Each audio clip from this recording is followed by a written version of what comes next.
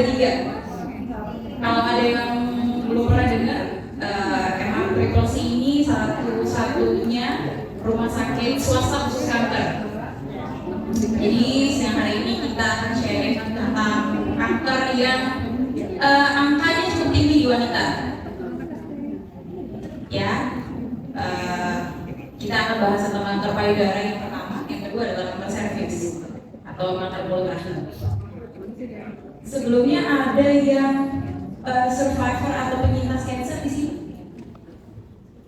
Nggak ada? Atau ada yang keluarganya pernah sakit cancer di sini? Nggak? Oke. Ada yang sudah pernah periksa payudara atau periksa serviks? Belum. Periksa apa ibu? Yang jilbab kuning? Periksa apa? Periksa diapain? Periksa apa namanya? Pap smear. Oke. Ada yang belum pernah pap smear sama sekali di sini? Kenapa takut? Kenapa takut? Ya, nanti kita akan bahas tentang kanker payudara terlebih dahulu ya. Boleh next? Gini, organ payudara kan cuma ada di perempuan ya.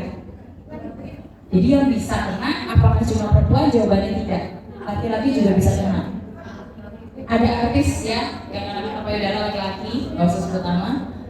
Jadi kenapa jadi hal yang penting? Karena ini bukan ngomong porno ya ibu-ibu, bapak-bapak, ini ngomong edukasi. Karena ini suatu hal yang penting. Kenapa penting? Satu, kanker payudara itu organnya di luar. Bisa kita periksa langsung, bisa kita lihat, bisa kita pegang. Beda sama lambung, beda sama jantung, itu tidak secara langsung bisa kita periksa organnya.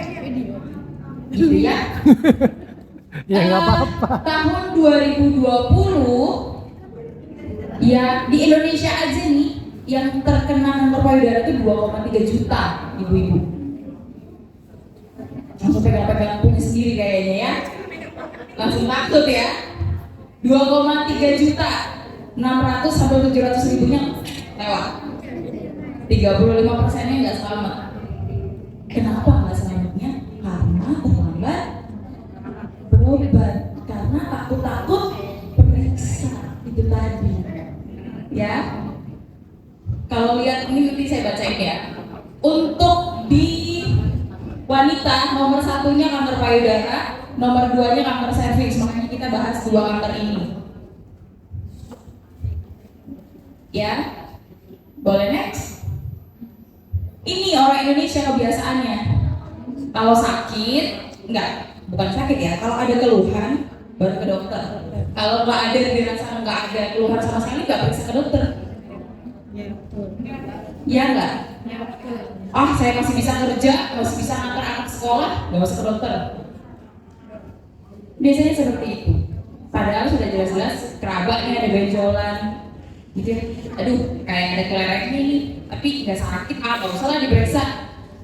Tebak-tebak berhadiah biasanya orang Indonesia. 1, tebak-tebak berhadiah. 2, karena takut. Aduh, nanti kalau ini jadi penyakit yang macam-macam, aduh repot deh.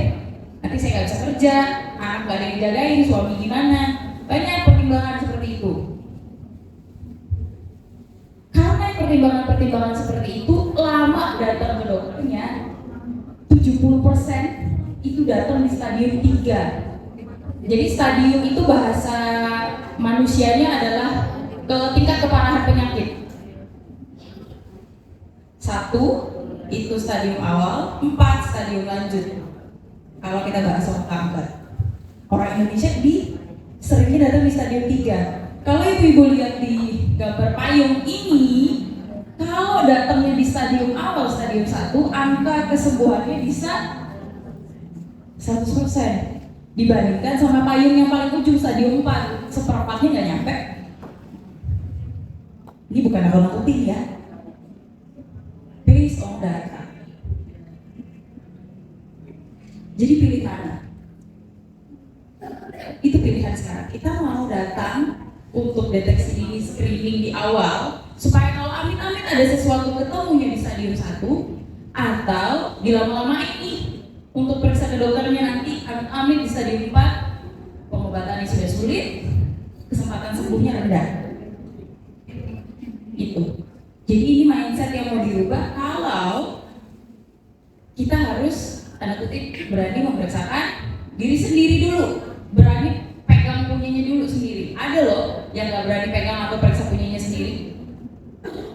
Setiap pasien yang datang ke saya kan kebetulan di unit khusus breast cancer. Di pasien-pasien ibu-ibu biasanya, dok, saya nggak tahu apa nggak berani bu. Biasanya seperti itu. Organnya tahu, ya, kadang nggak berani periksanya, atau memang dia nggak ngerti cara periksanya seperti apa, itu ya. Jadi kita harapannya adalah bisa ketemu di stadium 1 kalau amit-amit memang ada sesuatu penyakit kanker, gitu ya. Boleh next. Nah, ibu-ibu, bapak-bapak, mungkin banyak terminologi atau bahasa yang digunakan orang awam yang kadang-kadang bikin kita takut. Tumor. Ada yang tahu tumor itu apa? Ada yang tahu? Penyakit dok? Enggak, betul.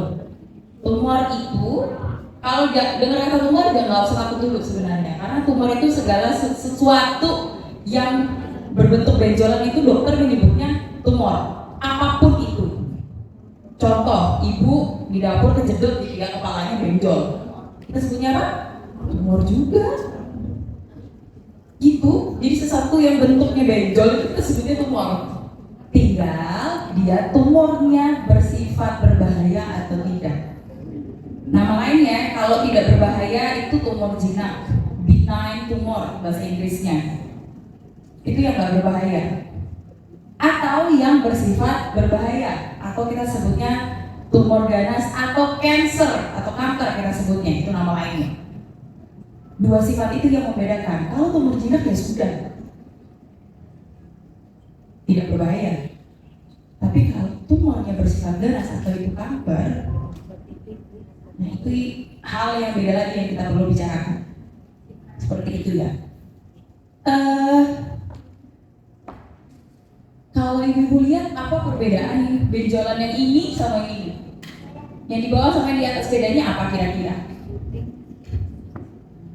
Gak apa-apa, jawab aja. Kalau salah saya benerin. Kenapa? Yang mana? Yang atas yang bawah? Yang bawah kelenjar susu. Terus yang di atas ini apa? Ini tumor, ini bukan? Tumor juga. Dibilang jinak. Kenapa dia dibilang jinak? Karena bukan merah, gitu. Gampangnya seperti ini ya. Kalau kita lihat, ini bagus tepinya ibu-ibu. Reguler tepinya, atau tepinya itu sisinya, pinggir-pinggirannya kita bisa define dengan baik, bisa kita tentukan dengan baik. Kayak kita pegang kelereng bola bekel, ya udah buletannya kita bisa pegang. Kalau yang atas, nih ada di sini ujungnya, ada di sini, jadi berkelompok, berdungkul-dungkul. Itu salah satu yang bisa kita bedakan saat kita melakukan pemeriksaan payudara sendiri nantinya. Oh, kalau dia benjolannya seperti yang saya bilang topiknya rata, kemungkinan dia adalah benjolan jinak. Tetapi kalau dia bertumpuk, keras seperti papan, itu kita bisa curiga itu adalah benjolan yang ganas. Gitu. Ya udah ngilu-ngilu sendiri semuanya kayaknya. Ya, boleh next. Kalau ditanya, dok, penyebabnya apa kanker payudara? Jawabannya adalah nggak tahu. Genetik. Bukan penyebab. Kita punya hal yang berbeda. Risiko dan penyebab itu adalah beda, ya. Penyebab itu contohnya gini. Kita kena COVID karena terinfeksi virus COVID. Virus COVID adalah penyebabnya, gitu ya. Kita kena tipes karena kita kena infeksi salmonella, gitu ya. Salmonella adalah faktor penyebab. Kalau kanker, mostly kebanyakan tidak tahu penyebabnya apa. kita namanya punya faktor resiko. Berisiko itu artinya apa? Punya, apakah sudah pasti kena? Ya bisa enggak, bisa iya. Kalau nggak punya resiko terus gimana dok? Sama juga, bisa kena, bisa enggak. Itu tadi. Ya kalau kanker, kita bisa bilang mostly kebanyakan tidak punya faktor penyebab. Kecuali nanti kanker serviks itu ada faktor penyebabnya. Nanti kita akan bahas. Ya. Jadi kalau ditanya dok yang menyebabkan apa? Oh gara-gara makan seblak kebanyakan. Gara-gara makan mie instan kebanyakan, biasanya gitu. Yang muda-muda datang ke saya biasanya kalau punya benjolan, dok saya masih boleh makan seblak nggak dok? Saya boleh masih makan mie instan nggak dok? Biasanya seperti itu pertanyaannya. Karena jadi disalah-salahkan gitu makanan-makanannya gitu ya. Faktor resiko yang pertama jelas jenis kelamin perempuan resikonya lebih tinggi daripada laki-laki. Kenapa ya? Organnya memang ada di perempuan. Ya, kalau laki-laki secara normalnya tidak punya payudara seperti itu. Ya, kemudian semakin bertambahnya usia. Ada yang masih di bawah 50 tahun di sini ada lah pasti. Ya, jadi semakin tinggi usianya, semakin tua bukan semakin turun resikonya, malah lebih berisiko. Jadi ibu-ibu, oma-oma gitu ya, merasa kayak oh udah tua nggak usah periksa deh dok. Kebalik, semakin bertambah usianya malah resikonya semakin tinggi. Pasien termuda saya yang kena kanker payudara itu 24 tahun. 24 tahun, paling tua oma-oma 82 tahun. Baru kena kanker itu usia segitu. Ya. Kemudian riwayat keluarga dan genetik, tadi ada ibu yang sebut genetik. Genetik itu faktor resiko. Ini dua hal yang berbeda. Riwayat keluarga itu sama seperti penyakit jantung, penyakit gula, diabetes, itu bisa diturunkan ya.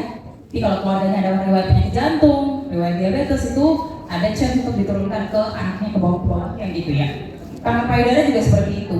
Ada resiko untuk diturunkan ke keturunan yang di bawahnya. Itu. Kalau faktor genetik, setiap manusia itu membawa materi genetiknya masing-masing. Ya, ada gen pencetus kanker payudara. Jadi kalau gennya itu bermasalah, tanda kutipnya aktif gennya, bermutasi, muncullah si penyakit ini. Gitu. Itu dua hal yang berbeda. Jadi gen itu ya udah dari masing-masing individu aja. Kalau yang faktor keluarga kemungkinan adalah yang diturunkan oleh keluarganya. Seperti itu. Selanjutnya adalah riwayat penyakit payudara sebelumnya. Artinya sudah pernah punya tumor jinak sebelumnya atau pernah menderita kanker payudara sebelumnya, bisa jadi dia kambuh kembali, relapse kita bilangnya seperti itu. Ya. Kemudian yang perlu ditanyakan adalah status menstruasi. Kalau saya dulu zaman muda, mens saya pertama kali itu SMP kelas 3, mau SMA, umur 14 lah. Kalau anak-anak sekarang mungkin berapa umurnya? SD ya? 9 tahun, SD kelas 3 udah menstruasi. Itu gak banyak sebenarnya. Terlalu cepat menstruasinya. Karena apa? Menstruasi di pertama kali yang di bawah 12 tahun itu punya resiko terkena breast cancer lebih tinggi. Oh, sebenarnya begitu. Informasi baru ya. Jadi nggak punya anak, ponakan, cucu. Coba dilihat-lihat, ya. Kemudian yang menopause-nya terlambat. Ada yang sudah menopause di sini? Ya. Umur berapa ibu waktu menopause kalau boleh tahu? 49. Oke, itu usia yang wajar. Jadi menopause itu bisa dari 45 sampai 55. 45 sampai dengan 55. Kalau di atas 55 tahun masih menstruasi, itu kelamaan. Gak baik juga. Makanya di atas usia 55 tahun kalau masih menstruasi punya risiko yang lebih tinggi. Itu, ya. Kemudian dari riset penelitian dibandingkan orang yang punya anak sama yang tidak punya anak dibandingkan. Ternyata yang tidak punya anak itu resikonya lebih tinggi. Ya. Kemudian dibandingkan yang punya anak di bawah usia 30 tahun, 35 tahun sama yang di atas 35 tahun dibandingkan. Ternyata yang di bawah 35 tahun melahirkan anak pertama itu punya angka proteksi terhadap kanker payudara. Jadi lebih resikonya itu lebih rendah untuk terkena kanker payudara untuk wanita yang melahirkan anak 1 tahun. And then breastfeeding, menyusui. Dibandingkan lagi wanita yang menyusui minimal 1 tahun sama yang tidak menyusui atau di bawah 1 tahun. Ternyata yang menyusui 1 tahun ke atas itu punya angka proteksi terhadap kanker payudara. Jadi boleh nih dikasih tahu anaknya, mantunya gitu ya. Biasanya kalau zaman sekarang agak banyak banyak pandangan. Aduh kasihan anaknya, support aja deh, gitu ya. Aduh kasihan, ada banyak pertimbangan memang. Tapi kalau bisa, at least 1 tahun untuk menyusui, breastfeeding ya. Oke, kemudian jelas faktor hormonal. Hormon perempuan itu kan memang diproduksi di indung telur atau ovarium namanya. Ya, tapi ada hormonal eksternal, contohnya KB hormonal, sedang program anak atau IVF itu ada penyuntikan hormon itu juga bisa mempengaruhi seperti itu. Kemudian kelebihan berat badan, alkohol, rokok itu semua sumber penyakit sih sebenarnya. Ya, oke, boleh next. Nah ini yang tadi saya bilang, ada sebenarnya hal-hal yang sangat mudah dilakukan. Namanya sadari. Tadi saya udah sentuh sedikit periksa payudara sendiri. Jadi memang masing-masing individunya yang periksa. Atau bahkan nggak jarang pasiennya suami istri datang ke saya, suaminya duluan ya enggak? Nggak jarang seperti itu.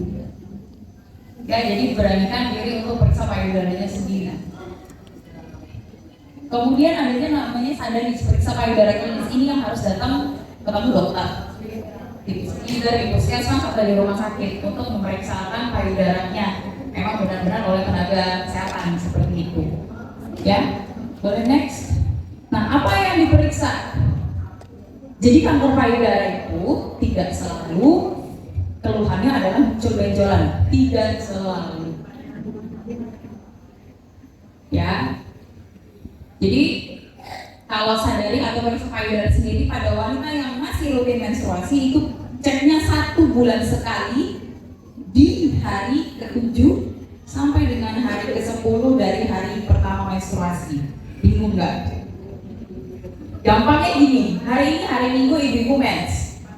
Sudah, hari Minggu depannya sampai hari Rabu minggu depannya itu boleh diperiksa.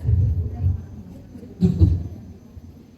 Kalau sudah menopause gimana dok? Pilih 1 tanggal bebas yang sama setiap bulannya, tanggal gajian mungkin boleh, tanggal ulang tahun boleh, bebas. Yang penting sama setiap bulannya. Itu. Yang perlu diperhatikan apa? Perubahan bentuk dan ukuran. Saya mau tanya, ada yang bentuk payudaranya kanan dan kiri simetris di sini? Ayo, punya sendiri nggak tahu. Sama nggak bentuk kanan kirinya? Ada yang pasti slightly lebih besar. Ada ukurannya. Slightly bigger, that's okay. Kalau lebih besar sedikit memang seperti itu normalnya. Kecuali kalau dibikin ya implan ya itu sama kanan kiri. Gitu. Jadi kalau ada perbedaan ukuran yang memang tidak terlalu besar, nggak apa-apa. Tapi kalau tiba-tiba perbedaan ukuran signifikan sekali, gampangnya gini. Lihat di kaca, kok yang satu kayaknya cupnya B, yang satu cupnya D ya? Kan beda banget ya ibu ya. Nah itu perlu diperiksakan ke dokter. Jadi ini warning sign yang perlu kita perhatikan saat melakukan sadari ya. Kemudian yang tadi saya bilang tidak selalu benjolan ya, bisa keluar cairan dari puting. It's either bloody discharge atau cairannya berdarah, kecoklatan, aman. Apapun itu yang keluar dari puting yang tidak seharusnya keluar dari puting itu perlu diperiksakan. Soalnya kalau lagi menyusui keluar ASI ya wajar gitu ya. Kemudian putingnya tiba-tiba ketarik ke dalam. Puting kan normalnya menonjol keluar ya. Kalau dari dulunya menonjol keluar terus tiba-tiba ketarik ke dalam, mendelep ke dalam, nah itu warning sign lagi. Kenapa itu ketarik ke dalam? Apakah ada tumor yang menarik si benjolan itu ke dalam? Ya. Kemudian perubahan kulit. Ibu-ibu, ini mumpung ada jeruk di sini. Literally kayak kulit jeruk ibu. pori-porinya gede. Kalau dibuka ini kulit jeruknya tebel. Jadi perabaan kulit di sekitar payudara seperti itu, tebal, mengkerut dan ada titik-titik yang besar pori-porinya. Warnanya tuh bisa orange juga, Bu. Seperti itu. Ya. Kemudian benjolan udah pasti ya. Jadi tinggal kita ibuku mau tebak-tebak berhadiah atau enggak. Gitu ya, kalau ada benjolan ya bisa benjolan yang tidak bahaya atau enggak gitu ya. Kemudian ada penyakit kulit kayak merah-merah, udah ke dokter kulit dikasih salep A, B, C, D, E nggak sembuh-sembuh nih, perlu diperiksa apakah ada kecurigaan kanker payudara, gitu ya. Yang terakhir nyeri atau sakit, biasanya gitu. Keluhan nyeri atau sakit ini bukan tanda pasti sebuah kanker. Artinya kalau nyeri apakah sudah pasti kanker? Enggak juga. Kalau di stadium awal bahkan nggak terasa apa-apa. Kalau stadium lanjut nyeri pasti nyeri, kan udah besar, luka dan lain-lain sudah pasti nyeri. Gitu ya. Jadi nyeri ini bukan tanda pasti, makanya saya bilang ketika biasanya orang Indonesia ketika tidak ada keluhan yang sangat mengganggu nggak akan periksa. Padahal kalau kita di stadium 1 bisa jadi nggak terasa apa-apa bahkan benjolannya mungkin nggak kepegang, cuma bisa dilakukan kelihatan saat melakukan pemeriksaan di rumah sakit. Itu ya. Oke, boleh next. Nah, yang sadar nih periksa payudara klinis itu 1-2 kali per tahunnya ke rumah sakit. Untuk apa? Make sure lagi pemeriksaan yang tadi, kemudian dilakukan pemeriksaan penunjang yang lain. USG payudara. Ada yang sudah pernah USG payudara di sini? Belum? Yang belum bisa ke puskesmas. Ya, jadi USG payudara itu sama kayak USG ibu hamil, tapi yang di USG adalah payudaranya. Itu yang paling simpel yang bisa ibu lakukan. Ya, kemudian ada alat mamografi yang sebelah kanan. Dan mamografi itu kayak kita mau ronsen, tapi yang di ronsen adalah payudaranya. Nah, si USG ini sudah bisa dilakukan di usia 25 tahun ke atas. Kalau yang mamografi itu di atas 40 tahun. Jadi, kalau usianya 40 tahun ke atas itu bisa melakukan keduanya, USG dan mamografi secara bersamaan. Gitu. Kalau masih muda, 40 tahun, disarankan hanya melakukan USG saja. Nah, tadi saya udah bilang, misalkan ini pasien datang ya, nggak ada dok, saya nggak punya keluhan, saya pengen cek aja gitu. Dicek, usianya 43 tahun gitu, nggak ada keluhan, tidak ada faktor resiko. Pasti faktor resiko itu akan ditanyakan ya. Faktor resikonya ABC, maka akan dilakukan pemeriksaan sesuai dengan faktor resikonya, kemudian sesuai dengan usianya tadi. Ya, boleh next. Nah, sebelum kesini, tadi saya lanjutin lagi. Misalkan sudah melakukan USG dan mamografi karena wanita usia 43 tahun misalkan. Kemudian ada riwayat dok, memek saya dari bapak punya kanker payudara usia muda 35 tahun. Itu misalkan. Itu termasuk high risk karena ada tadi riwayat keluarga ya. Usia muda. Maka dilakukan USG dan mamografi. Misalnya ternyata dari USG dan mamografi ketemu benjolan yang dicurigai sebuah kanker. Apa yang dilakukan? Apakah sudah pasti itu adalah sebuah kanker? Jawabannya belum tentu. Jadi pemeriksaan penunjang itu hanya mengarahkan ini kira-kira kemana. Yang jadi jurinya, yang jadi hakim memutuskan oh ini adalah kanker atau bukan, itu adalah pemeriksaan jaringan. Namanya biopsi kalau ada. Jadi jaringannya benar-benar dicek, dilihat, oh oke, ini bukan kanker, that's it, selesai. Oh ini kanker, maka akan lanjut di sini. Seperti itu. Jadi biasanya pasien begini dok, ini kan katanya belum pasti kanker, jadi saya nggak usah biopsi ya dok. Banyak yang menawar seperti itu. Itu tadi balik lagi, kayak orang judi jadinya, gambling. Ya kalau beneran bukan kanker ya aman-aman aja. Tapi kalau ternyata kanker itu semakin lama semakin besar ukurannya. sifatnya adalah merusak organ sekitarnya, bisa menyebar kemana-mana. Kalau sudah semakin besar ukurannya, ada penyebaran itu, stadiumnya semakin lanjut. Gak usah nunggu 1 tahun, next month, bulan depan, 3 bulan ke depan sudah beda lagi pasti ukuran kankernya. Karena kalau kita lihat tadi, definisi kanker adalah pertumbuhan sel abnormal yang sangat cepat, progresif perubahan ukurannya yang kita bisa lihat. Itu. Jadi kadang-kadang banyak yang nawar. Ya tadi dokter sendiri yang bilang itu bukan belum tentu kanker, kenapa harus dibiopsi lagi seperti itu ya. Balik lagi ke otonomi pasien. Ketika kita sudah jelaskan, oke, benefitnya ABC, resikonya ABC. Monggo silakan didiskusikan. Tetapi akan lebih baik kalau kita memang melakukan biopsi supaya kita tahu next step-nya apa, langkah selanjutnya apa. Nah, kasus yang tadi, yang wanita 43 tahun dari USG mamografi, kecurigaan adalah sebuah kanker, di biopsi nih, mau pasiennya biopsi.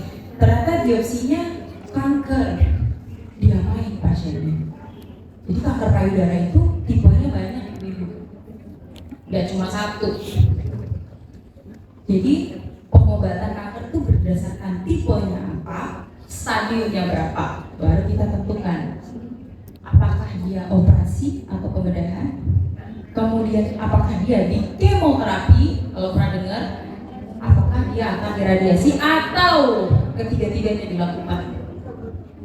Itu sudah ada adjustmentnya seperti apa. Oh, kalau stadium ini dengan kondisi tubuh seperti ini yang dilakukan ABCD. Sudah ada guideline-nya. Apakah pasien bisa memilih, saya nggak mau operasi dok, kemo aja gitu, atau saya nggak mau operasi, saya mau minum obat aja, boleh nggak dok? Itu tadi sudah ada guideline. Ada lini pertama, first line. Ketika first line diberikan, angka efektivitas atau angka kesembuhannya bisa berapa persen? Kalau tidak dilakukan pasti akan lebih rendah kesempatan untuk sembuhnya. Itu pasti akan disampaikan ke pasien dan dikembalikan lagi. Ketika sudah dikasih tahu risk and benefitnya, yang mana yang mau dijalankan. Seperti itu. Ya, okay, next.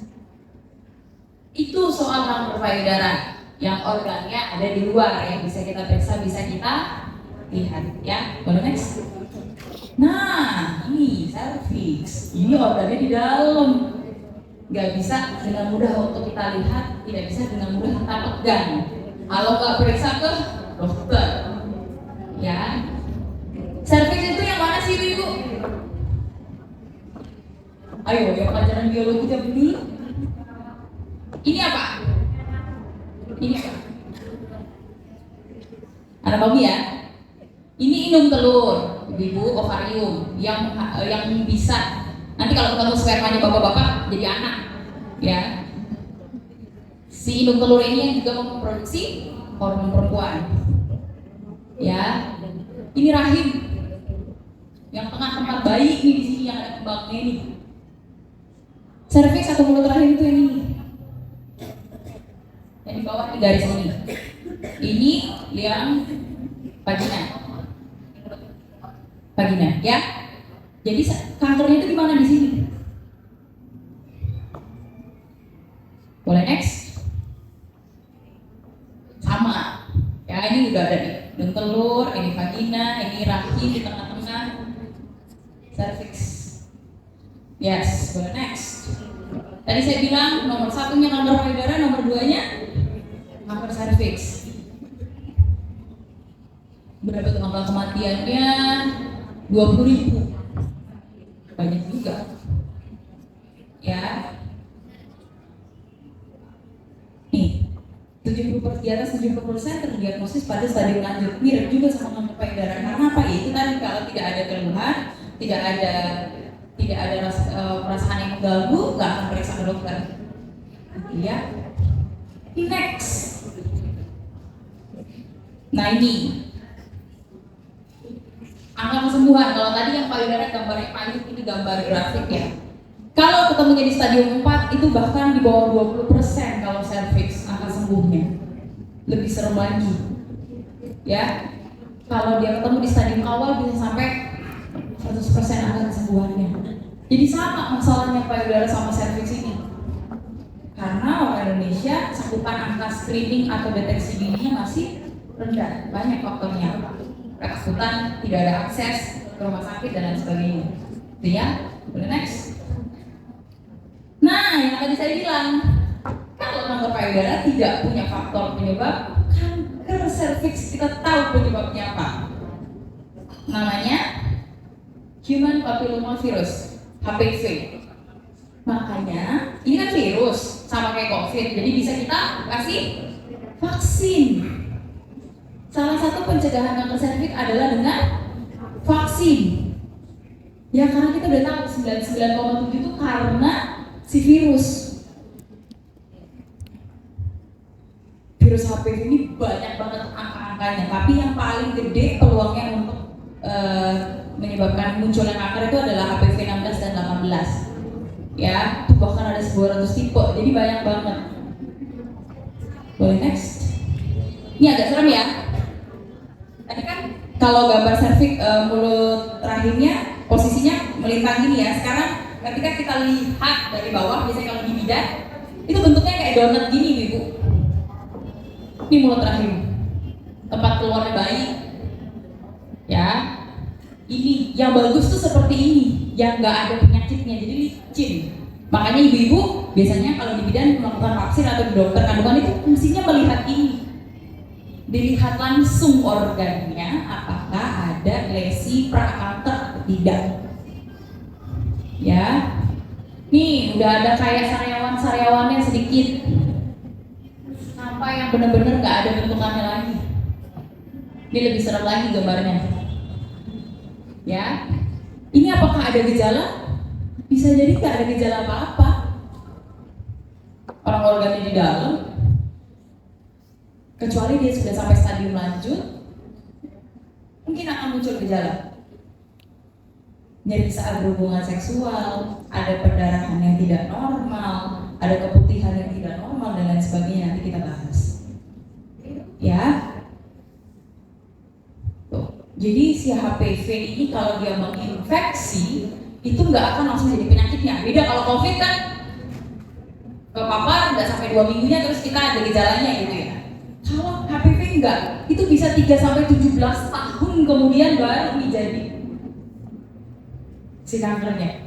Makanya kita penting untuk melakukan pap smear dan vaksin. Ini udah ada di penangkalnya gitu. Beda sama payudara nggak bisa divaksin. Gitu ya. Boleh next. Nah ini faktor resiko. Tadi faktor penyebab ini yang menaikkan resiko. Pertama, menikah muda usia di bawah 20 tahun. Kemudian sering ganti-ganti pasangan. Ya. Sering punya infeksi menular. Merokok dan sebagainya. Jadi, virus HPV itu bisa dibawa oleh perempuan maupun laki-laki. Tapi masalahnya adalah kalau laki-laki tidak akan menimbulkan gejala. Ya, jadi bapaknya gitu bawa virus kita nggak tahu, nggak akan kita bisa lihat penyakitnya bentuknya apa, nggak bisa. Kecuali memang mau dites DNA si virusnya, itu bisa. Ya, boleh next. Nah ini, umumnya kalau stadium 1 yang tadi mungkin donatnya ada udah mulai sariawannya sedikit, itu biasanya nggak ada rasa apa-apa ibu. Kecuali kalau memang kita benar-benar lihat saat pap smear ya, makanya itu pentingnya pap smear. Ada nggak ada keluhan memang harus kita lakukan seperti itu. Itu tadi pendarahan abnormal, enggak lagi mens kok ngeflek ya. Terus ada keputihan, ada nyeri-nyeri nih di daerah panggul, bahkan saya nggak bisa buang air. Ya jadi macam-macam. Gitu. Lakukan pap smear, pemeriksaan HPV tanpa keluhan itu tadi. Karena bisa sama sekali tidak ada keluhannya. Salah satunya adalah kita bisa lihat satu, melihat organnya dengan pap smear atau melihat penyebabnya dengan pemeriksaan DNA virus HPV itu kan. Jadi pilihannya 2. Ya, boleh next. Nah, cervix itu tadi saya bilang bedanya tidak diturunkan, bukan keturunan, karena dia penyebabnya adalah sebagian besar adalah virus. Ya, ini vaksin HPV Vaksin HPV itu sekarang ada yang mengcover 2 tipe virus, 4 dan yang paling baru 9. Saya nggak sebut merek ya. Ada yang 2, ada yang 4, ada yang 9. Jadi ada yang mencakup 2 virus yang utama, kemudian yang 4 itu 2 virus utama dan 2 virus tambahan untuk butil kelamin. Yang 9 lebih banyak lagi mengcover jenis tipe virusnya. Seperti itu. Ya, boleh next. Oke, kapan melakukan vaksinasi? Ya, kita bahas pap smear dulu. Pap smear itu di usia 21 sampai 29 tahun kalau sudah berhubungan seksual aktif itu 3 tahun sekali ceknya kalau sudah seksual aktif, ya. Kalau usia 30 sampai 65 tahun ini mungkin range-nya banyak di sini ya. Pemeriksaan DNA virus HPV-nya itu per 5 tahun. Kemudian pap smear-nya per 3 tahun. Untuk melakukan pap smear. Ya, kalau 65 tahun biasanya kita lihat dulu kalau hasil HPV-nya yang 10 tahun ke belakang itu negatif, nggak ada ketemu virusnya, atau dari pap smear-nya bersih, nggak ada resistance kanker, itu bisa lebih lama lagi. Bahkan sampai nggak perlu screening lagi kalau sudah di atas 65 tahun. Kalau catatan 10 tahun terakhir itu pemeriksaannya baik. Gitu. Ya, buat next. Nah ini, ya kalau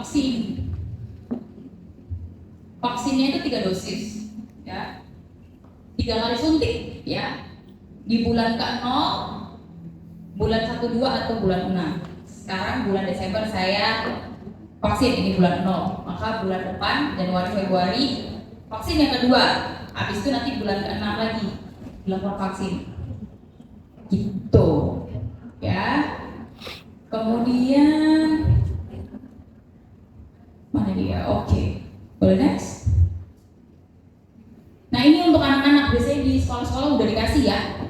Di SMP biasanya, SMP SMP.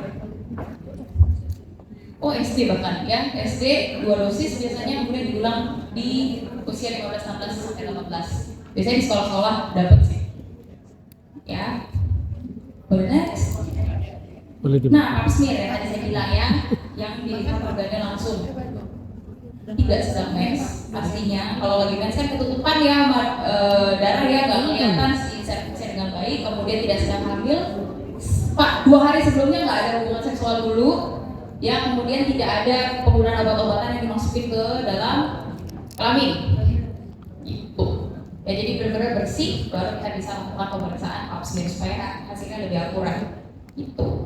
Ya, boleh next. Nah, oke, that's it. Next. Yes. Next. Oke. Jadi itu tentang kanker serviks. Perbedaannya apa? Untuk terapinya kalau kanker serviks kurang lebih mirip sama kanker payudara, cuma radiasinya untuk kanker serviks itu adalah radiasi dari luar dan radiasi memang langsung ke organ yang di dalam. Gitu ya. Mungkin dari saya pemaparannya cukup sekian. Semoga ada informasi baru yang bisa dibawa pulang ibu-ibu sekalian. Nanti mungkin setelah ini kita diskusi ya, kita jawab. Selamat sore, wassalamualaikum warahmatullahi wabarakatuh. Dokter tadi bilang, boleh diperkenalkan ya namanya Ibu? ya nama saya Maharani. Tadi dokter bilang ada perbedaan ya, saat kita menyusui 1 tahun ke bawah dan 1 tahun ke atas. Apa? Kenapa bisa seperti itu? Ada di bawah 1 tahun misalnya lebih cepat, di atas 1 tahun lama, karena dia ada duanya. Apa perbedaannya apa? Apa karena 2 tahun itu lebih ideal untuk menyusui, 1 tahun itu ada kurang atau bagaimana? Maaf, terima kasih dokter. Saya jawab langsung. Dokter prefer langsung. Langsung aja, biar lupa saya. Iya. Jadi gini, this is based on research, ya, dari penelitian. Kalau dari penelitian itu diambil 1 tahun. Seperti ini. Sebenarnya menyusui itu juga KB alami. Ketika kita menyusui kita nggak menstruasi, iya nggak Bu? Iya nggak? Kalau kita menyusui awal-awal itu mungkin kita nggak akan keluar mens ya, setelah nifas maksudnya ya. Itu juga KB. Bentuk KB KB alami ya. Sedangkan tadi saya bilang ada faktor resiko hormon. Balik lagi ke pertanyaan, kenapa yang menstruasinya lebih muda beresiko dan menopause yang terlambat juga beresiko? Sama, itu karena faktor paparan hormon. Kalau semakin panjang waktu tubuh kita terpapar hormon yang kita bikin sendiri ya, itu semakin naik resikonya. Sedangkan dengan menyusui, kalau menyusui kita nggak jadi menstruasi, kan tidak terpapar hormon terlalu banyak. Waktunya semakin singkat, sama dengan orang ibu hamil ya. Makanya kenapa dibandingkan yang ibu hamil dan tidak. Kalau kita hamil kan nggak mens kita. Jadi waktu terpapar hormonnya lebih pendek dibandingkan yang tidak hamil sama sekali. Apalagi kalau multiple hamilnya ya, misalnya 2, 3 anak itu kan semakin pendek lagi waktu terpapar hormonnya seperti itu. Jadi based on riset diambil yang 1 tahun dan di atas 1 tahun, karena yang 1 tahun itu punya angka proteksi terhadap kanker payudara nanti di kemudian harinya seperti itu. Kalau mau ditemukan ya karena faktor hormonal itu tadi. Jadi waktu terpapar hormon selama hidupnya akan lebih rendah dibandingkan yang menyusuinya kurang dan tidak punya anak. Ya, semoga menjawab ya. Oke. Iya, cukup menjawab Ibu, sudah cukup menjawab ya pertanyaan. Lalu ya, kita silakan. Ya, Assalamualaikum warahmatullahi wabarakatuh. Terima kasih banyak dokter atas paparannya. Memang ini harus wajib kita ketahui ya, karena kita memang punya resiko tinggi banget. Kebetulan saya juga banyak sekali teman-teman saya yang cancer gitu ya, tapi dia bisa bertahan hidup lama. Katanya memang harus selalu ceria, selalu gembira gitu ya. Perkenalkan dulu saya Agi dari OKOC Isoma Kecamatan Pamulang. Pertanyaan yang pertama yaitu soal mitos nih ya, mitos di kalangan masyarakat juga, mungkin kita juga terkena mitos itu, bahwasanya kalau kita makan kebanyakan micin itu bisa kena cancer. Terus kita makan sate atau sesuatu ya, makan sate, makan steak banyak ya, pokoknya daging-dagingan yang dibakar gitu penyebab pemicu kanker. Apakah itu betul? Nah, yang kedua adalah selama ini kita mengetahui cancer itu baik payudara maupun serviks, kenapa setelah kita tahu itu sudah stadium lanjut, sudah parah. Jadi kita hanya pengen mengetahui antisipasinya dari awal, semoga tidak terjadi sama dengan teman-teman kita. Karena saya juga mengalami teman saya sendiri, ketika tahu sudah payudara sudah parah, sudah kronis gitu ya. Jadi ini sangat pengetahuan yang mungkin harus kita ketahui bersama. Terus yang selanjutnya adalah untuk nomor handphone yang ini, kita untuk konsultasi atau apa nih Bu Dokter? Jadi yang diberikan ini konsultasi atau mungkin ada gejala atau apa, kita bisa online ya, bisa tanya atau bagaimana? Terima kasih. Itu saja. Wassalamualaikum warahmatullahi wabarakatuh. Waalaikumsalam. Satu-satu ya. Iya. Terima kasih. Tadi saya bilang pasien muda masih nanya, dok saya boleh makan seblak nggak? Dok saya suka banget seblak soalnya. Atau boleh nggak makan yang bermicin-micin gitu ya? Jadi seperti ini sebenarnya nggak ada makanan yang berpengaruh langsung sama terjadinya kanker payudara, nggak ada. Makan micin terus kanker payudara, no. Atau makan yang lain deh, bakar-bakaran terus kanker payudara, no. Tapi untuk makanan bakar-bakaran apakah ada untuk kanker yang lain? Ada. Kanker usus. Jadi kalau pemrosesan makanannya terlalu high temperature, jadi temperaturnya tinggi dan lama prosesnya, itu bisa mengubah zat tertentu dalam daging sehingga mempengaruhi usus. Kalau kita bahas kanker yang lain, tapi kalau kanker payudara, no. As long as kita memasaknya dengan benar, tidak itu tadi high temperature tapi tidak dalam waktu yang lama. Ultra processed food itu makanya kita hindari. Contoh ultra processed food itu maksudnya gini, makanan yang diolah tapi diolah lagi. Makanan kaleng, sosis nugget itu kalau bisa dikurangi baik. Gitu ya. Jadi sebenarnya apakah ada berhubungan langsung? Sebenarnya enggak. Untuk yang tadi kita bilang kayak micin dan lain sebagainya. Tetapi kalau untuk makanan-makanan ultra processed food, artinya makan olahan yang udah pakai suhu tinggi, lama prosesnya, nanti kita goreng lagi, kita olah lagi, itu kalau bisa dikurangi bagus. Kalau saya bilang nggak boleh, kayaknya zaman sekarang ya susah ya mau makan apa ya, gitu. Ya. Kemudian yang kedua, caranya gimana? Kenapa sih orang-orang ketahuinya tuh stadium lanjut? Ya itu tadi kan nggak berani periksa. karena merasa dirinya nggak punya keluhan sama sekali. Padahal kalau kita melihat dari 2 kanker itu, kanker payudara maupun kanker serviks, kalau stadium 1 bisa jadi nggak kerasa apa-apa. Makanya perlu namanya deteksi dini rutin. Ada tidak ada keluhan, kita lakukan screening sesuai dengan organnya tadi. Di atas 40 USG dan mamografi, serviks, pap smear dan pemeriksaan DNA si virus. Seperti itu. Ya, yang penting berani dulu periksa. Ya, kadang takut. Apalagi vaksin yang sekarang itu pakai yang asam. Kalau yang pakai IVA, yang pakai asam asetat itu udah jadul. Cuma di puskesmas mungkin adanya. Kalau yang pap smear beneran itu bukan pakai asam asetat, beda. Dan di rumah sakit gede biasanya banyak, di Solo ada. Gitu ya. Kalau yang IVA itu biasanya puskesmas yang di pinggiran yang nggak ada akses untuk pap smear atau nggak ada, masih banyak. Ya, kemudian nomor handphone ini adalah nomor kontak center dari breast cancer atau kanker payudara. Jadi ibu-ibu kalau misalkan mau melakukan screening atau bingung mau tanya, saya lagi ada keluhan ini, saya sebaiknya periksa apa, itu bisa. Karena ada suster yang bisa menjawab di sini nanti, gitu ya. Jadi direkomendasikan, apakah bisa melakukan tindakan ABC begini ya. Oke, thank you. Ada lagi? Atau sudah habis waktunya? Iya, ini ada pas varian mau bertanya. Ya, selamat siang dok. Selamat siang. Saya dengan Riana mau bertanya.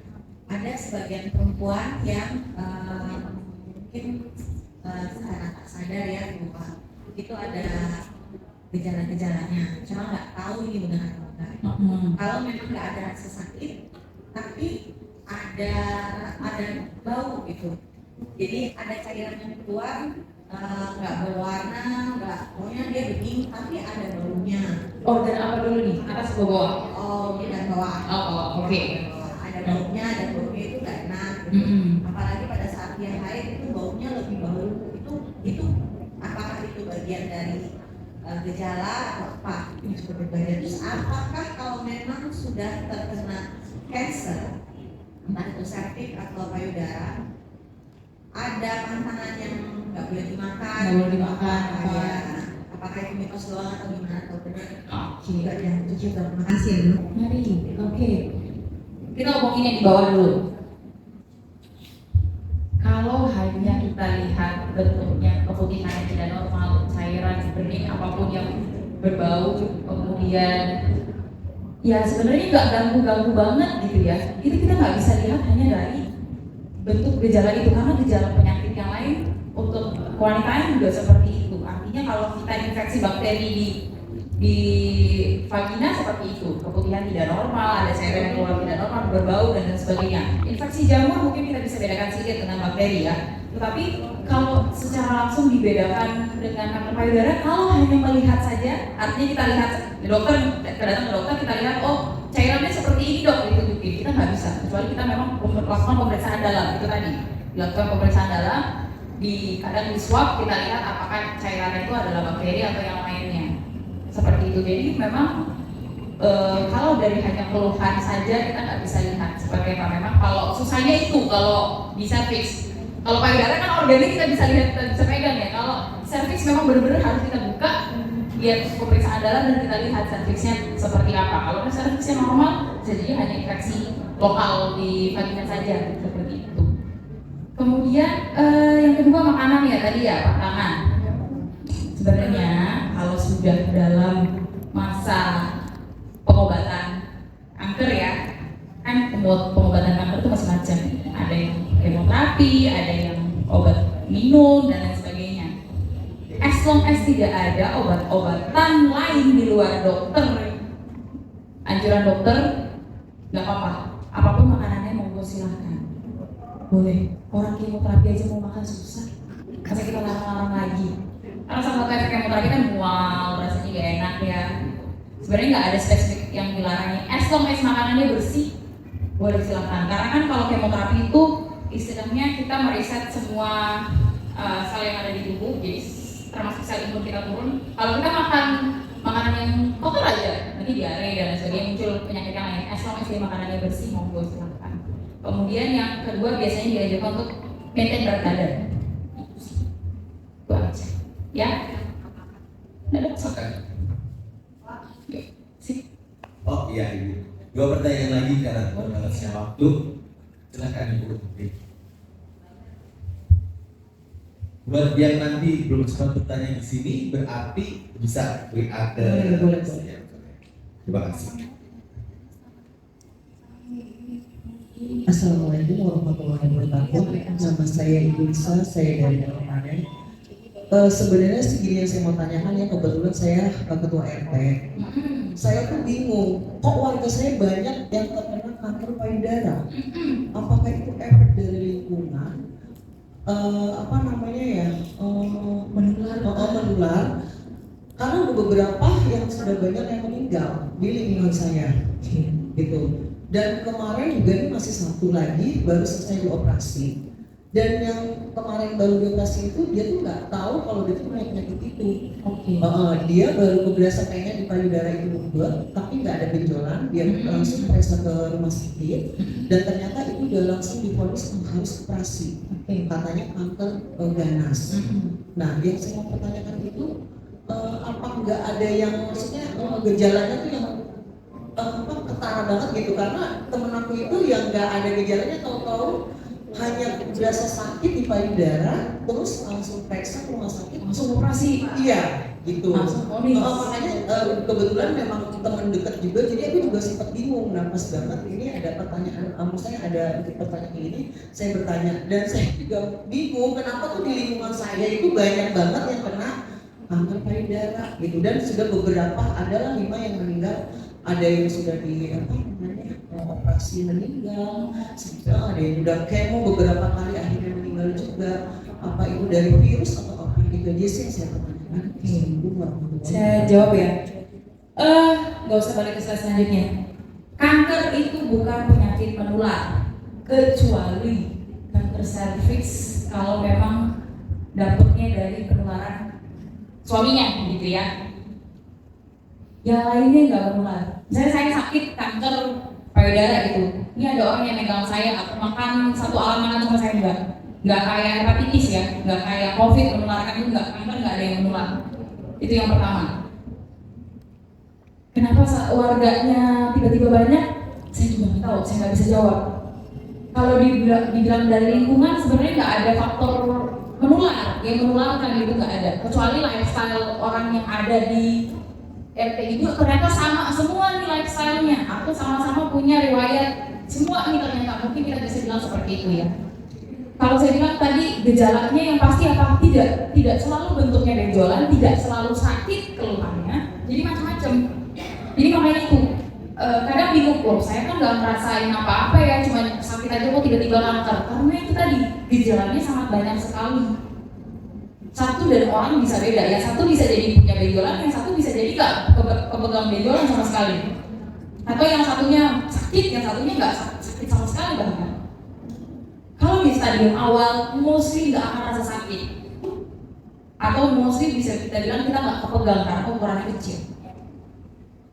Kalau di stadium lanjut, udah luka payudaranya, udah nggak bisa angkat tangan, udah nggak ada bentuknya payudaranya, itu pasti sakit.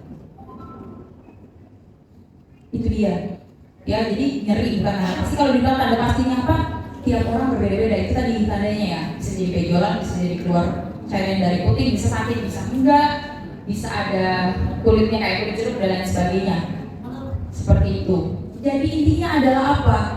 Ada tidak ada keluhan, perlu melakukan pemeriksaan 1 sampai 2 kali dalam setahun supaya kita tahu baseline kondisi organ tubuh kita seperti apa. Jadi kita tahu, saat melakukan sadari di rumah, kemarin kan sih udah periksa nih ke dokter Anda gitu misalkan. Sudah diperiksa, udah dikasih tahu ini tuh payudara ibu yang normal tuh yang kayak gini sekarang. Jadi kalau kita melakukan pemeriksaan bulan depannya, itu enggak kalau ada sesuatu yang berubah. Kemarin dokter aku periksa di dokter Anda tuh kayak gini. Sekarang kok beda ya rasanya. Jadi punya awareness sendiri, kesadaran sendiri terhadap badannya kalau ada perubahan. Kalau kita nggak pernah tahu kondisi normal payudara kita mau bandinginnya gimana? Ya kita ini kondisinya normal atau enggak? Seperti itu. Jadi saran saya sih sebenarnya itu tadi balik lagi, servis maupun payudara ada tidak ada keluhan, memang kita harus lakukan screening atau pemeriksaan lebih lanjut. Ya, sip. Oke. Terima kasih. Pertanyaan terakhir. Monggo, siapa? Iya. Masih takut Ibu? Jangan dong. Kanker tuh penyakit mahal. Semakin lanjut stadiumnya, hasilnya biayanya makin berkatu. Waalaikumsalam. Yang saya ingin tanyakan itu dok masalah apa ya? Vaksin. Kenapa vaksin kanker itu mahal banget? Itu aja. Oke. Vaksin HPV, USG payudara itu dua hal itu sudah masuk ke dalam rencana Kemenkes kita yang baru dari tahun lalu sebenarnya. Makanya anak-anak sekolah itu sudah dapat HPV. Coba ditanya. Pasti ada pemeriksaan HPV kalau anak-anak sekolah, ya. Memang diprioritaskan yang waktu awal ya diprioritaskan di bahasa ini untuk dapat vaksin itu untuk yang belum aktif berhubungan seksual terlebih dahulu karena dia akan lebih bagus proteksinya seperti itu, makanya dikasih ke anak-anak yang masih sekolah seperti itu. Nah sekarang ini udah mulai merambah lagi, diharapkan dengan kebijakan Kemenkes yang sekarang itu bisa diakses di puskesmas seperti itu. Tapi saya kurang tahu apakah yang di puskesmas ini, saya nggak tahu ya udah berjalan atau enggak. Kalau di puskesmas itu apakah yang mengcover 4 atau mengcover 2 virus gitu. Tapi kalau di untuk rumah sakit swasta maksimal sampai 9 virus kita punya seperti itu. Kalau ditanya kenapa mahal, satu vaksin kita kayaknya nggak ada yang kita buat di Indonesia, itu satu. Yang masih menggunakan teknologi dari luar. Sama kayak kita vaksin COVID, ya. Ketika kita sudah punya alat, kita sudah bisa produksi sendiri, mungkin harganya akan lebih murah. Karena kan itu lagi cost untuk memproduksinya seperti apa itu lagi. Ya, tapi hopefully dengan harga vaksin segitu dengan tidak perlu ulang lagi seumur hidup, itu ya itu kita paling nggak kita sudah melakukan pencegahan untuk memproteksi dari virus HPV, gitu. Ya, kita bisa investasi di emas, kenapa kita nggak bisa investasi untuk kesehatan, gitu ya. Terus saya tadi bilang kanker itu penyakit mahal. Banyak yang jual rumah, banyak yang jual kendaraan hanya untuk berobat kanker. Gampangnya gini, vaksin mahal, nabung. Berapa bisanya? Dikumpulin. Biaya berapa nih? Nih, ada nih abang-abang ya, abang-abang. Jadi tergantung itu tadi Bu, ada yang cover 2 virus, 4 virus, 9 virus itu yang semakin banyak virusnya tentu biayanya lebih mahal ya. Nanti mau kenapa? Boleh. Kan ada usianya tadi yang usia SD dan usia remaja itu, yang SD 2 dosis, yang SMA 3 dosis. Nah, tuh. Ini harganya Bu. Untuk yang 4 varian virus harganya di sekitar 4,2. Untuk yang 9 UMR ya Bu. Itu sistemnya gimana dok kalau apa? Cicilan. Jadi kan tadi saya bilang dosisnya ada 3 ya ibu-ibu, 3 kali suntik bulan 0, bulan 1 atau 2 dan bulan ke-6. 4 juta itu udah 3 kali suntik, udah bayar dokter, udah disuntik, udah semua itu package ya. Jadi nggak datang bayar 4 juta lagi atau yang suntik ketiga bayar 4 juta lagi, enggak. Jadi 4 juta itu ya 3 kali suntik, yang 8 juta itu ya 3 kali suntik itu gitu ya.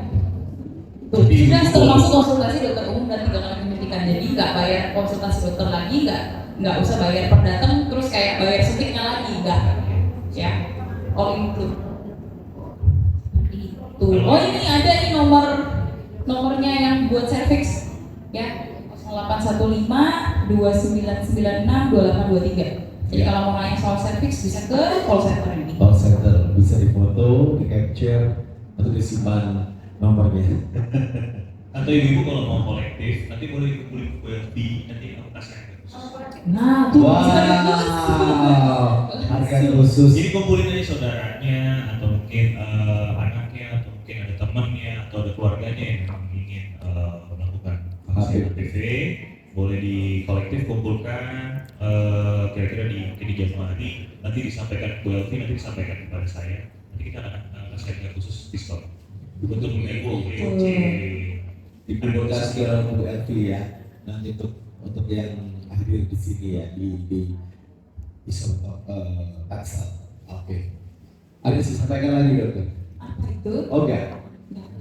Mungkin ini apa namanya supaya merubah setelah pemaparan dokter tadi bukan merupakan suatu hal yang menakutkan tapi hal yang justru memotivasi. Sebelum menutup. Yang memotivasi saya cuma dua sih. Satu, waktu berkumpul sama keluarga saya mau lebih panjang, ya kan, mau panjang umur. Satu. Kedua, mau punya duit yang bisa kita manfaatkan untuk kesenangan, bukan untuk kesehatan. Ya toh? Jadi kalau kita ketemu, bayangin tadi, kalau kita ketemu sedini mungkin, ya kita keluarin kos di depan mungkin nggak akan sebesar nanti kalau kita sakit stadium lanjut. Kalau kita ketemunya di awal penyakit itu, mungkin harapan hidup kita akan lebih tinggi, lebih panjang dibandingkan kalau kita ketemunya di stadium akhir. Satu yang dipikirkan adalah uang dan keluarga, intinya itu. Ya, jadi kita berinvestasi harus bisa berinvestasi untuk masa depan keluarga dan duit kantong ya ibu-ibu. Untuk kebahagiaan. Betul. Indonesia bukan untuk penyakit ya. Untuk penyakit, Oke. untuk jalan-jalan, untuk yang lain, untuk berusaha, wirausaha kan bisa. Betul? Oke, thank you Dokter Nanda. Terima kasih tepuk tangan semuanya untuk Dokter Nanda.